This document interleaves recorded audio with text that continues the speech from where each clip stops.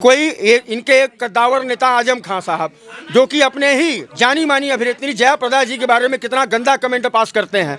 ठीक है, नंबर एक बात, इनके पिता बसपा सुप्रीमो मुलायम सिंह यादव जी, जो डिप्टी एसपी शैलेंद्र सिंह जैसे ईमानदार अधिकारी के घर 2 ट्रक पीएससी भेज देते हैं आधी रात में। क्यों भेजते हैं? क्योंकि वो मुख्तार के अहाते से लाइट मशीन गन बरामद करके एफआईआर दर्ज करता है। तीसरी बात, सरयू नदी के हरे पानी को खून से लाल कर दिया। वो जो लाल टोपी है ना, वो खूनी टोपी है, उसमें खून लगा है, हिंदुओं का खून लगा है। हिंदुओं को चिन्हित कर करके जो गोली मारी गई और दिखाने के लिए मुल्ला मुलायम बन गए। कोठारी बंधुओं के 2 बच्चों को महीने के लिए हिंदू मुसलमान लाल टोपी यानी हिंदुओं का खून अरे ये लाल का मतलब खून दौड़ रहा है, जनता के नसों में लाल खून दौड़ रहा है। ये भाजपा ने जो साफ साफ कहा भाजपा कि एक मिलावट भगवा खून था ना, अब जाके लाल खून लोगों के रगों में दौड़ रहा है और साइकिल इतना तेज चल रहा है कि ब्रेक लगाने से नहीं रुका। लाल खून जो दौड़ रहा है अभी, ये 2017 में क्यों नहीं दौड़ पाया? 2017 में अच्छे दिन की आस थी, बुआ जी ने पंचर कर दिया था ना, अमेठी भी नहीं बचा पाया। अभी चार्ज होने गया था। कहाँ गए? अब क्या पता कहाँ गए थे। चार्ज अब था नानी के घर हर आदमी जाता है, हर आदमी गर्मियों की छुट्टियों में नानी के घर जाता है। में गए थे सर्दी? हाँ, तो सर्दी में भी छुट्टी भाई, वो विदेश में तरह से छुट्टी पे है अभी तो नहीं आएगा, वो चार्ज होके आएगा और भाजपा को ऐसा दौड़ाएगा ना। अखिलेश यादव का आजमगढ़ से करहल सीट से चुनाव लड़ना, क्या डर है कि आजमगढ़ से कोई डाउट था क्या कि नहीं जीत पाए? देखिए, डर तो तीनों पार्टियों की है, तीनों पार्टियों को है, चाहे अखिलेश यादव हो जो माफियाओं की पार्टी को है। ठीक है, अरे हम बोल रही तब बोला ना, हम हो के बोले था। तीनों पार्टियों को डर है। बहन जी, बसपा प्रमुख बहन जी, जिनका सबसे पहला नारा था जो है कि तिलक तराजू और तलवार इनको मारो जूते 4। तिलक का मतलब ब्राह्मण, तराजू का मतलब वैश्य, तलवार का मतलब छत्री, समझिए आप। उसके बाद उनका दूसरा नारा था चढ़गुंडों की छाती पे मोहर लगाओ हाथी पे, सीधे सभा पे निशाना। और उसके बाद वो बबुआ बन गई। अरे वो भगवान भला करे अटल बिहारी वाजपेयी साहब का कि गेस्ट हाउस कांड में बचा दिए, वरना बुआ की जगह कुछ और होती, समझे आप। अब सवाल है कांग्रेस का। कांग्रेस की हालत तो समझ लीजिए कि यही स्थिति हो गई है कि उसका नौजवान जो है, क्या नाम है, सरगना उसको कहेंगे हम, पप्पू जो है, वो अपनी तंदुरुस्ती दिखा रहा है। यहाँ पार्टी दम तोड़ रही है और वो अपनी तंदुरुस्ती पूरे तमिलनाडु में दिखा रहा है घूम घूम के। अमेठी भी नहीं बचा पाया। अभी चार्ज होने गया था। कहाँ गए? अब क्या पता कहाँ गए थे। चार्ज अब था नानी के घर हर आदमी जाता है, हर आदमी गर्मियों की छुट्टियों में नानी के घर जाता है। में गए थे सर्दी? हाँ, तो सर्दी में भी छुट्टी भाई, वो विदेश में तरह से छुट्टी पे है अभी तो नहीं आएगा, वो चार्ज होके आएगा और भाजपा को ऐसा दौड़ाएगा ना कि भाग खड़े होंगे ये लोग। साहब ने कहा कि गर्मियों की छुट्टी में नानी के घर जाता है, इस सर्दी में कौन सा छुट्टी मनाने गया था? सर्दी में भी क्रिसमस मुझे नहीं बताया था, सीक्रेट मीटिंग में गए। सीक्रेट मीटिंग में गए थे। अब सीक्रेट मीटिंग कहाँ है? अब सीक्रेट मीटिंग कहाँ होगी? लगाइए, आपकी सरकार है, आप पता लगाइए कहाँ है। अभी आपने पूछा है माननीय अखिलेश यादव के बारे में। इनकी पूरी पार्टी का चिट्ठा उठा करके देख लीजिए। इनके एक कद्दावर नेता आजम खान साहब, जो कि अपने ही जानी मानी अभिनेत्री जया प्रदा जी के बारे में कितना गंदा कमेंट पास करते हैं। ठीक है, नंबर एक बात, इनके पिता बसपा सुप्रीमो मुलायम सिंह यादव जी, जो डिप्टी एसपी शैलेंद्र सिंह जैसे ईमानदार अधिकारी के घर 2 ट्रक पीएससी भेज देते हैं आधी रात में। क्यों भेजते हैं? क्योंकि वो मुख्तार के अहाते से लाइट मशीन गन बरामद करके एफआईआर दर्ज करता है। तीसरी बात, सरयू नदी के हरे पानी को खून से लाल कर दिया। वो जो लाल टोपी है ना, वो खूनी टोपी है, उसमें खून लगा है, हिंदुओं का खून लगा है। हिंदुओं को चिन्हित कर करके जो गोली मारी गई और दिखाने के लिए मुल्ला मुलायम बन गए। कोठारी बंधुओं के 2 बच्चों को महीने के लिए हिंदू मुसलमान लाल टोपी यानी हिंदुओं का खून अरे ये लाल का मतलब खून दौड़ रहा है, जनता के नसों में लाल खून दौड़ रहा है। ये भाजपा ने जो साफ कहा कि एक मिलावट भगवा खून था ना, अब जाके लाल खून लोगों के रगों में दौड़ रहा है और साइकिल इतना तेज चल रहा है कि ब्रेक लगाने से नहीं रुका। लाल खून जो दौड़ रहा है अभी, ये 2017 में क्यों नहीं दौड़ पाया? 2017 में अच्छे दिन की आस थी, बुआ जी ने पंचर कर दिया था ना, अच्छे दिन का विश्वास था।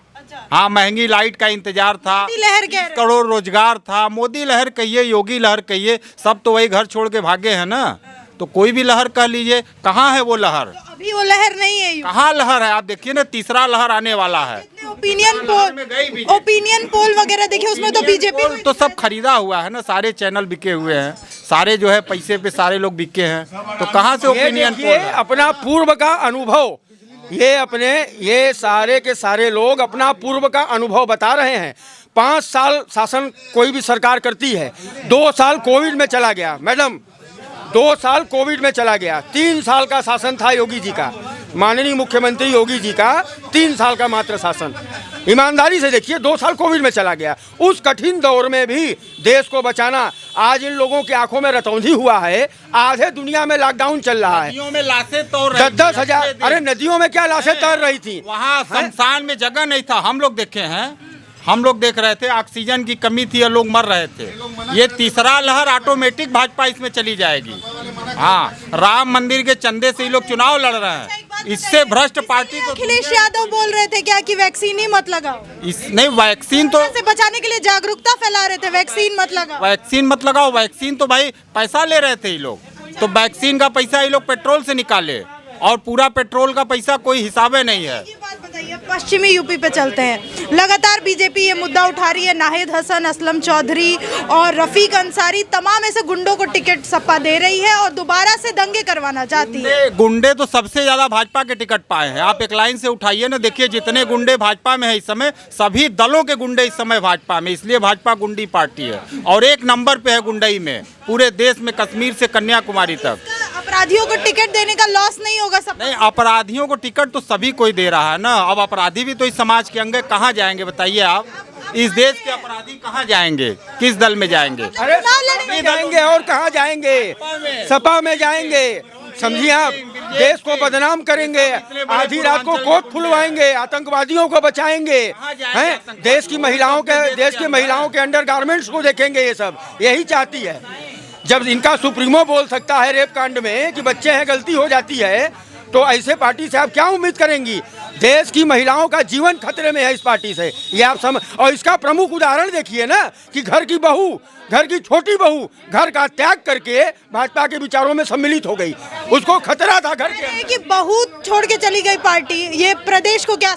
ऐसा है ना कि इनकी बहुत सारी बहुएं इधर भी आई हैं, तो इस पे मत जाइए, ये तो चुनावी आना जाना है। कौन सी बहू आई? ये वही बहू है जो पिछली बार चुनाव हारी थी, जनता ने जिसको नकार दिया, तो उस बहू को आज ये ले आए हैं अपने, उसको टिकट देना, उसका भी हश्र आ जाएगा सामने।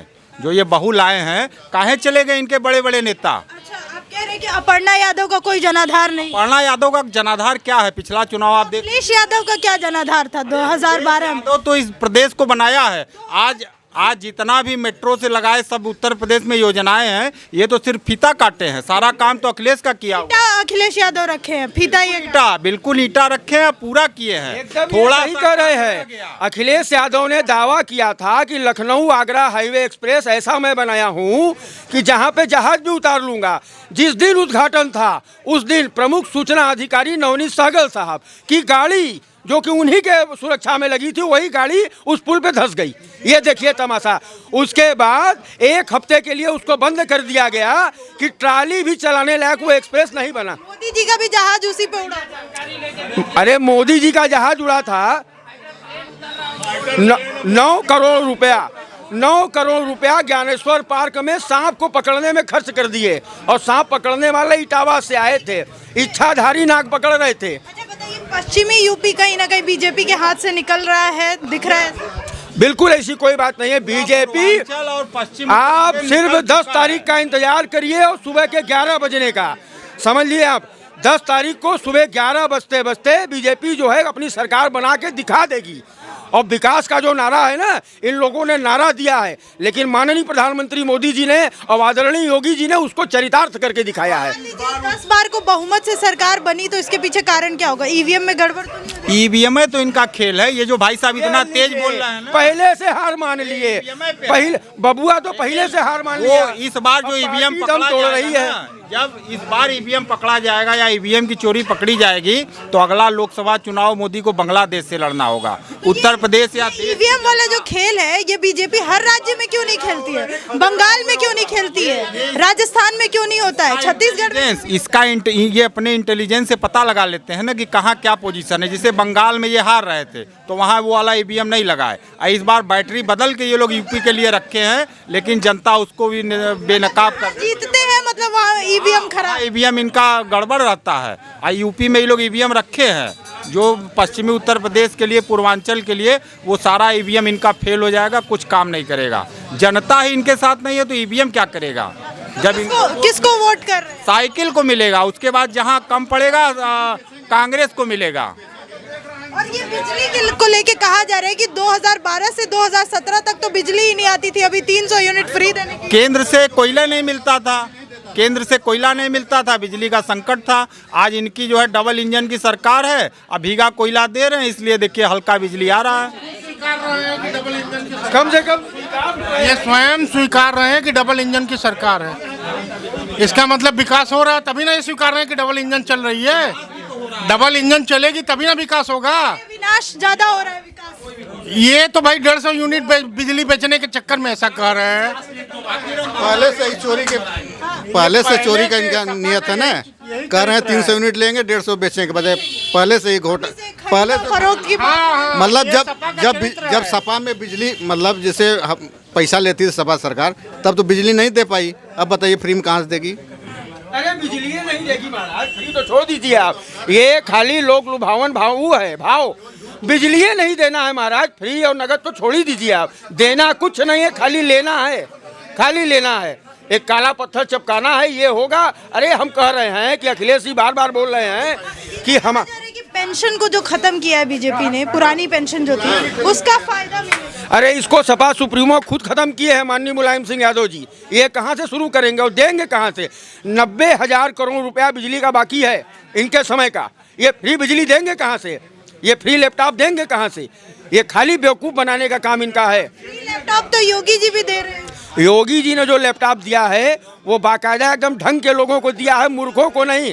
समाजवादी पार्टी के दौरान जो लैपटॉप बांटे गए, आप देखिए कि 10 दिन के बाद वो लैपटॉप औने पौने दाम में बेच दिए गए, और जिनको दिए गए उनको लैपटॉप चलाने ही नहीं आता। सच्चाई तो ये है। 15 लाख तो मोदी भी बोले थे देने के लिए, अच्छे दिन तो मोदी भी कहे थे देंगे, अभी आएंगे तो अखिलेश देंगे ही, इनसे बढ़िया देंगे वो, और उन्होंने दिया है, उन्होंने ही दिया है। ये क्या दिए हैं? अच्छा, फ्री बिजली आम आदमी पार्टी भी देने को बोल रही है। आम आदमी पार्टी दे ही रही है दिल्ली में। नहीं, यूपी में भी बोल रही है। हाँ, यूपी में भी वो भी देगी। इतना बिजली आएगा कि हम लोग दूसरे राज्यों को बेचेंगे। अरे इतना बिजली आएगा, इतना बिजली आएगा कि साइकिल से पहुंचाएंगे, इस साइकिल से पहुंचाएंगे दौड़ दौड़ के कि लो आ गई, लो फ्री ले लो, लो फ्री ले लो, ये पहुंचाएंगे। ये दिनेश मिश्रा जी हैं और इस दुकान के स्थायी स्तंभ हैं और मस्खरे का काम करते हैं। सुबह कुछ कहेंगे, दोपहर कुछ कहेंगे, शाम कुछ कहेंगे, रात को कुछ कहेंगे, और अभी आप 2 खीरमोहन इनको तो सपा के हो जाते हैं। अभी आप इनको 2 खीरमोहन खिलाइए तो ये कांग्रेस की बात करेंगे, ठीक है? तो इनकी बात को गंभीरता से लेने की ज़रूरत नहीं है, इनकी बात को गंभीरता से लेने की ज़रूरत नहीं है। ये मस्खरे का काम करते हैं।